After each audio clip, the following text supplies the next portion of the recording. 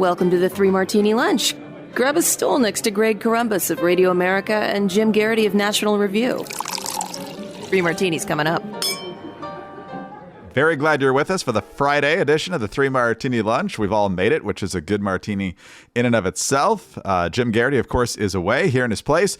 Once again, Jon Gabriel, the undisputed king of stuff, although he's a big fan of democracy as well. And he's also longtime editor-in-chief at Ricochet.com, columnist now for Discourse Magazine, which we'll discuss a little bit later in the podcast with his latest piece. And he's also writing for the Arizona Republic. And so we don't have an official good martini today because the avalanche of bad/crazy was just too much for us. But just before we started recording here, we did see the news that Governor DeSantis down in Florida has announced that Florida agents, not federal apparently, but Florida agents have interdicted a vessel that had 25 suspected illegal aliens from Haiti. And they also had firearms and drugs on the vessel. And those illegal aliens were turned over to the Coast Guard for deportation. And so I guess the stunning lesson here is you actually can stop these people from coming into the country. I didn't think that was doable anymore. I keep hearing how impossible that is. And everybody's doing their very, very best, but apparently it can be done.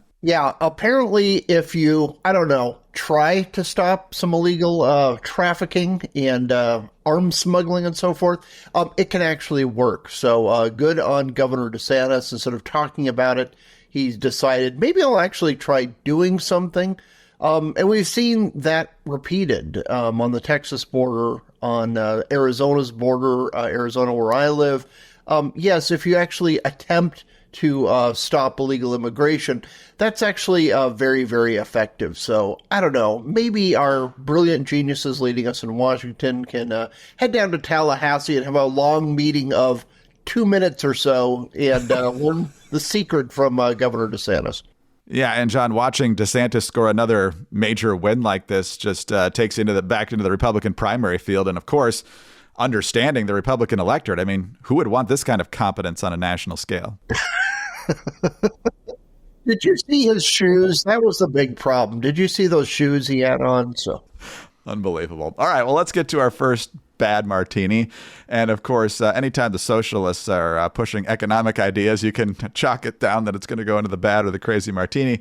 Bernie Sanders, self-avowed Democratic socialist and author of the book, It's Okay to Be Angry About Capitalism. So you know this is going to be a doozy. He has introduced yet another bill. Fox Business with the story. Sanders unveiling a plan that would create a 32-hour work week with no loss of pay, John. That's my favorite part. The independent lawmaker, chairman of the Senate Committee on Health, Education, Labor, and Pensions, and a self-described Democratic socialist said his bill to establish a 4-day work week is not radical and would lead to a better quality of life for millions of Americans. Quote, moving to a 32-hour work week with no loss of pay is not a radical idea. Today, American workers are over 400% more productive than they were in the 1940s, and yet millions of Americans are working longer hours for lower wages than they were decades ago. That has got to change. So his bill, titled the 32-Hour Workweek Act, would reduce the standard work week from 40 hours to 32 hours over 4 years by lowering the threshold for overtime pay for non-exempt employees. So I think that's the real angle here, is better pay past 32 hours rather than reducing the week to that, although that's part of it as well for benefits and other things. The idea that employers would pay you the same amount of money for 20% less work is just totally Bernie Sanders socialism, and then throwing up your hands and going, what? That's totally reasonable. I can't believe you wouldn't do that. And then the other part that just drives me nuts, John, is why do these people on the left keep saying, we need to be more like Europe, when every time Europe does stuff like this, it blows up in their faces. Right. I'm wondering which of his three houses he decided to write this legislation from. The Lake House or, the one overlooking the ocean. Another bad idea. And also, too, something never mentioned in this, we're talking about Americans. We just tend to be, for all the problems and so forth, we're a rather driven people. So if we mandated, okay, you can only work 32 hours a week at your main job, everybody would start doing DoorDash. They would do some other side hustles. They would open an Etsy store. They'd keep working because most of the people, at least the people that I know, probably you know as well, we don't just work 40 hours a week. because we would get bored. So, good luck with this, Bernie. Europe is imploding, and socialism like this, France, I believe, instituted something similar before. This is what causes national decline. Just stop. Just head off into retirement. Enjoy your precious, beloved Social Security from your third house, and let the rest of us just get in a good day's work. Yeah. America didn't become the dominant economy in the world and the envy of the world by not being productive. It's exactly how we got there. It's how we put up a war machine in a matter of weeks and months after Pearl Harbor. It's just the way we're wired. And this guy thinks it's going to lead to better wages per hour, obviously. What it's going to lead to also is more unemployment. You see it with driving the minimum wage up, and Barbara Lee thankfully lost the California Senate primary, wanting $50 an hour minimum wage. So if you want people to get the same amount of money for 32 hours compared to 40, that's less work that needs to be done for a company. They're going to reduce the number of positions. I mean, they just can't absorb it because Bernie thinks they should keep paying people the same for less work. I know. It's just madness. I want to send him some Frederick Bastiat, maybe some Thomas Sowell. Read a little. You're well advanced in years. You should have run across basic concepts like supply and demand. Yeah, well, they don't like that. They also don't want us to know how it worked in Europe, like all their green energy stuff, which we'll talk about in the next martini. But Europe went down that road in a number of different countries, and let's just say it hasn't gone well. But speaking of green, fast-growing trees, the right way to do green, not by government mandates. Just plant trees and get more oxygen. Has the best and biggest online nursery in the United States with more than 10,000 different kinds of plants and more than 2 million happy customers here in the United States. You can grow lemon, avocado, olive, or fig trees inside your home on top of the wide variety of houseplants available. Fast-growing trees makes it easy to order online, and your plants are shipped directly to your door in just 1 to 2 days. Plus, along with their 30-day Alive and Thrive guarantee, they offer free plant consultation forever. Mrs. Columbus and I have a fig tree, a monstera plant, as well as a lemon plant. We love them all. As I mentioned, we've got the deck kit now. So right now, Fast Growing Trees has the best deals online, up to half off on select plants. And listeners to the 3 Martini Lunch get an additional 15% off their first purchase when using the code MARTINI at checkout. That's an additional 15% off at fastgrowingtrees.com using the code MARTINI at checkout. Fastgrowingtrees.com, code MARTINI. Offer is valid for a limited time. Tell them that we sent you. All right, John, we promised green insanity in the second martini, and we deliver.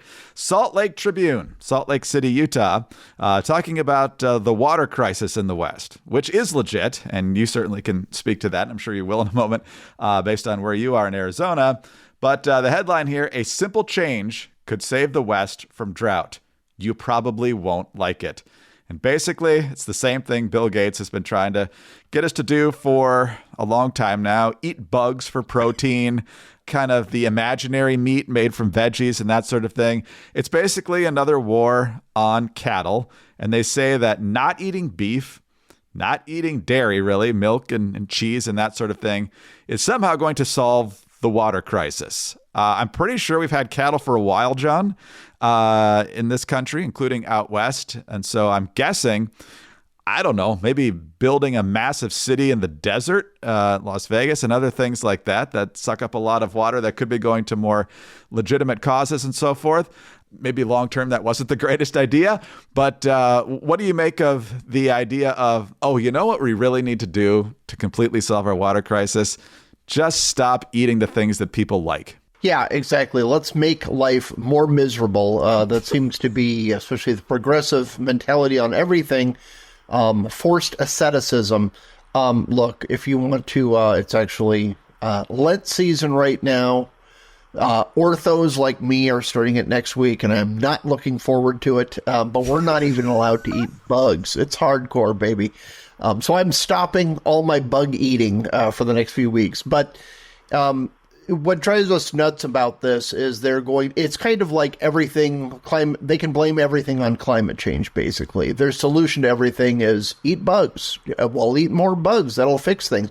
How about if you're going to build these cities, I live in Arizona, the chief offender is here. If you're going to build big cities in the middle of a desert that doesn't have a lot of natural water resources, you're going to have to build, I don't know, dams, which will create reservoirs, which when we do get rain, which tends to be rather intense and heavy-duty rain once it struggles all the way out to the desert here, you can capture it and then you can use it. No, we can't do that because there's a snail darter. No, we need to let it run off into the ocean.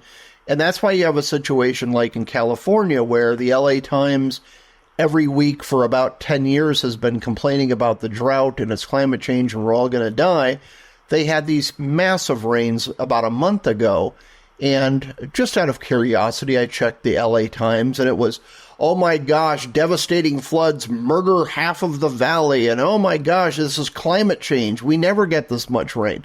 So instead of complaining about a drought, they complain about not being a drought in California anymore. It's just crazy. You got to build more reservoirs if you want this many people there. If you don't want that many people there, I don't know, live in a more conducive place to agriculture, water, and so forth. But the solution, and I'm sorry, once again, we're Americans. We like our burgers. We like our steaks. It will stay that way.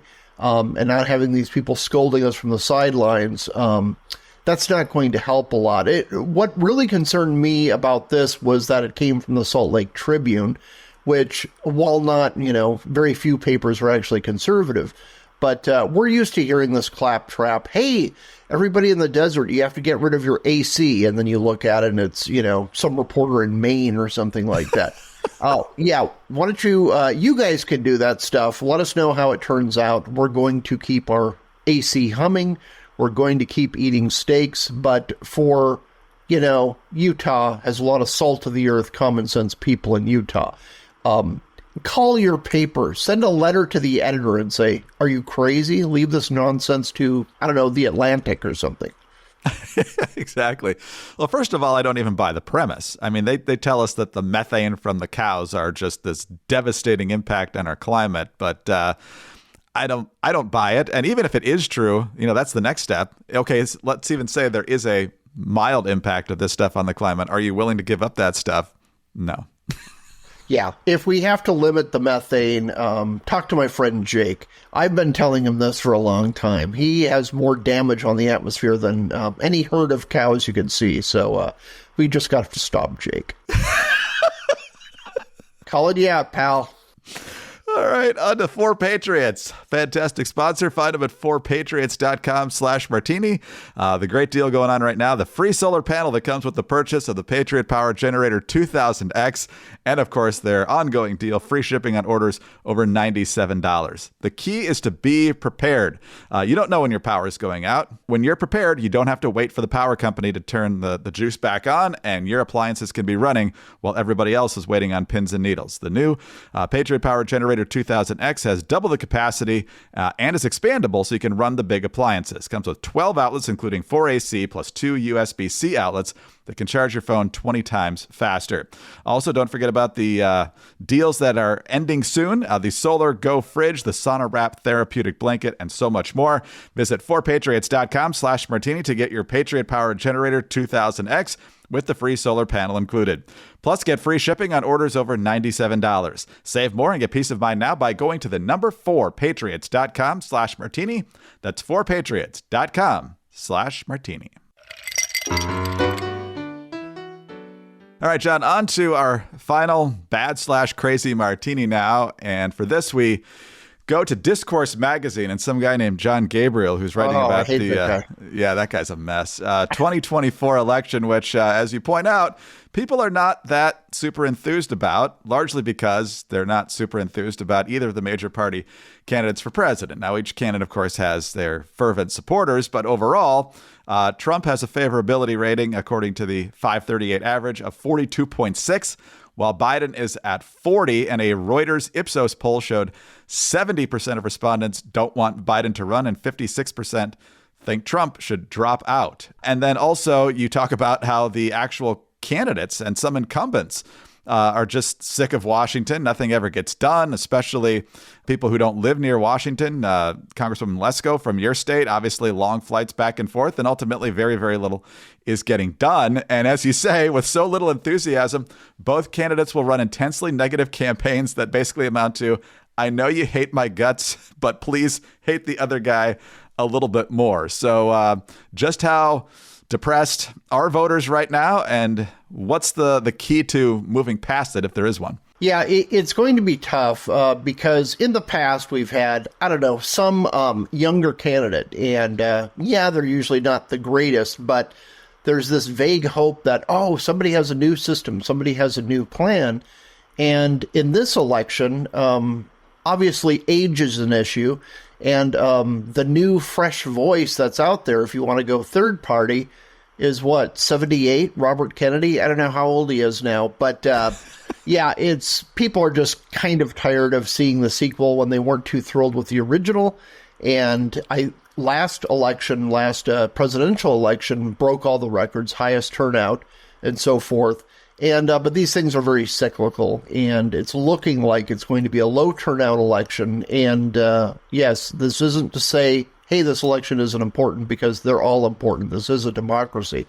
But my concern is for all the down ballot candidates, because it's very important, especially, you're not going to get a whole lot done on Capitol Hill, perhaps, but governors' mansions, state legislatures, that's where really the change, the new policies and so forth, that's where they're really impacting people in a big way. I know here in Arizona, that's the way. If you look at school choice legislation, economic policy, tax policy, state leaders can have a whole bunch of influence. And just if you are not thrilled about the top of the ticket, please turn out for all these other races, because they can make a really big impact at home, closer to home, in your neighborhoods, in your communities, in your state. One of the questions is whether the presidential race will overshadow everything else. You used the example in the column of Glenn Youngkin in 2021 being able to not alienate Trump voters, but not attaching himself at the hip to Donald Trump. How much tougher is that when the presidential candidates are actually on the ballot? Yeah, that will be really tough. But I think, and this has been a frustration too for me, this isn't a Trump thing. It goes up and down throughout history. Politicians need to focus on their own business. And I just think any politician, say it's a Democrat who has to run with flippin' Biden stumbling around on the top of the ticket, focus on your policies, focus on your community, whatever you'll be able to do as governor, as a state senator, whatever it might be, and kind of tune out the drama at the top of the ticket, because it's going to be crazy. And this isn't even necessarily about the candidates. The media will make it crazy. If we had the two most boring, middle-of-the-road candidates running for president, they would still make it this kind of circus when you tune into cable news. Instead, I think all politicians, if you're running for mayor, focus on what you can do for the city. Don't worry about what's going on overseas, the Middle East conflict, whatever huge, massive culture war is taking place in New York City. No, focus on your own house, and then, if elected, fix some local problems, because you can make a difference in a big way and in a fast way, much differently than happens in the Beltway. Yeah, and another good point you make in the column, John, is to understand your electorate well. So, if you have a significant deep red district or state that you're running in, you can campaign a different way than if it's a swing district or if you're trying to score an upset in a blue state. And it reminds me of the congressional race where I live here in Northern Virginia, where the candidate I voted for in the primary was a local county board member, and I thought she had a good resume. She had been a deputy sheriff. She's working mom and all this stuff. And then I feel like she let the NRCC run the campaign, and in a district that's 20 minutes from Washington, the whole campaign was about too much government spending. And in this district, that's not going to win. That message isn't going to win. So you really need to tailor your message for the district. Yeah, exactly. And you can hold the same principles, but also too, just understanding culturally where a district is at. If you're in the Rust Belt, it's going to be different than out in the Sun Belt. Sun Belt, when I drive around town, there's always new buildings going up, more people moving in. It's going to be different if you're in central Ohio somewhere. Just understand your constituents and focus on them and not on, all the craziness going on in the world. And I think Youngkin has proved that works. And in races large and small, that's proven again and again. Politicians, stop focusing on yourself. Focus on the voters. Find 3 big problems that are just annoying the heck out of people. present your solution to them and run on that instead of just screaming about, I don't know, how your opponent has bad breath or something like that. Well, that all sounds like a lot of common sense, John, but how do you fit in time for all that stuff when your main job, of course, is to get in sick burns against your political opponents on social media? Yeah, we need to own people on Twitter instead of, I don't know, fixing things and doing our jobs. That's right. Well, John, enjoy your weekend. Thank you as always. Congratulations on the column. It's very, very interesting. Discourse Magazine, if folks want to read the whole thing. And I will talk to you again towards the end of next week. Sounds fantastic. Thank you. Thank you, sir. Jon Gabriel, the Undisputed King of Stuff, longtime editor-in-chief at Ricochet.com, columnist for Discourse Magazine through the Mercatus Center and at the Arizona Republic. Jim Garrity, of course, is off for a couple of weeks, and we'll be back at the beginning of April. I'm Greg Corumbus of Radio America. Thanks for being with us today. Please subscribe to the 3 Martini Lunch podcast if you don't already, and tell your friends about us as well. Thanks also for your 5-star ratings and your kind reviews. Please keep those coming. They really do help us. Get us on your home devices. All you have to say is play 3 Martini Lunch podcast. Follow us all on Twitter or X. He's at XJon, EXJON. Jim is at Jim Garrity, and I'm at Dateline_DC. Have a great weekend and tune in again on Monday for the next 3 Martini Lunch.